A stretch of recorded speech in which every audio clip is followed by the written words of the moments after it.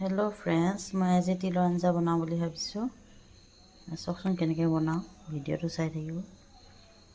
তিলখিনিতে ভাজি ল'ম। তিলখিনি ভাজি খুন্দি ল'ম অলপ।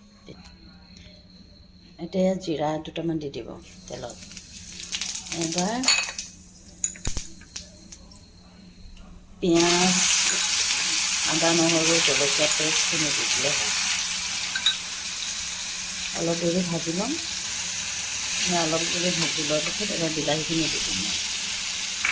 বিলাহীখিনি দিয়াৰ পিছতে অলপমান নিমখ আন্দাজ মতে, তাৰপিছত পানীখিনি।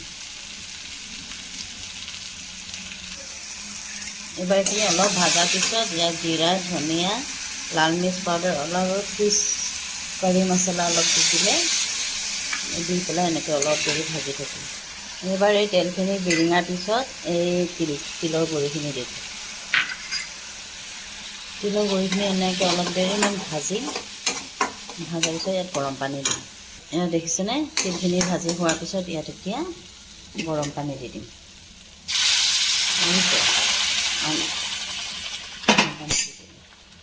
এনেকৈ উতলি থাকোঁ, তেতিয়া মাছ দুপিচ ইয়াত পেলাই দিম।